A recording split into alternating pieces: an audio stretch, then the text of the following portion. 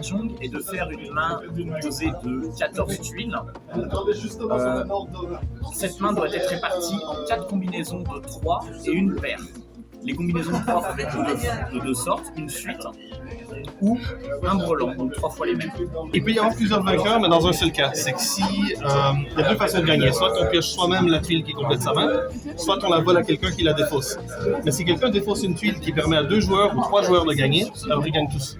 Il y a déjà les appels. On peut voler les tuiles aux adversaires et pour ça, on doit faire des appels en fonction de ce qu'on veut voler. Si on veut voler une suite, un litchi. Si on veut voler un brelan, une bonne. Si on veut voler la dernière tuile pour gagner une Iron, par exemple.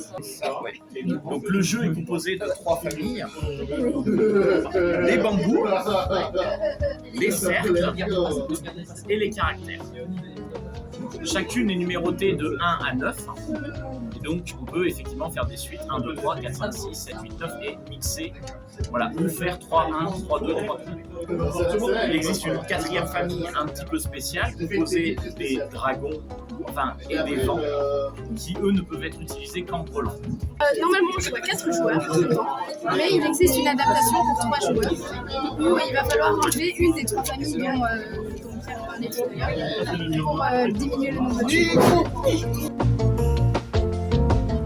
J'ai découvert le mahjong à la Médinasia.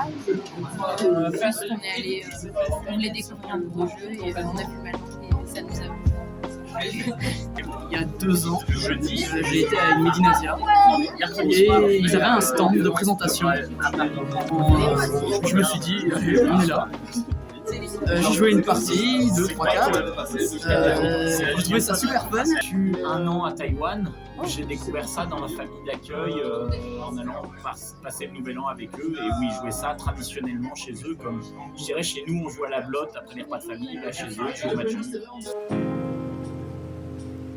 Il y a à la fois de la stratégie, de la chance, mais il y a tellement de possibilités que ça devient tellement intéressant. Chaque partie est différente, a ses propres enjeux, et aussi le fait il y a un certain plaisir à jouer avec des tuiles plutôt qu'avec des cartes.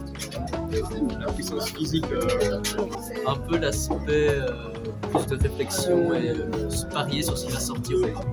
J'ai tout de suite accroché parce que c'est vraiment passionnant comme jeu et ça ressemble beaucoup pour moi, ça ressemble beaucoup à un jeu de société auquel je jouais quand j'étais petite. Et donc j'ai tout de suite aimé l'ambiance.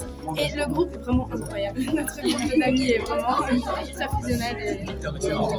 Tu peux dire après que tu as forcé ton copain à venir? Et ensuite j'ai forcé mon copain à venir.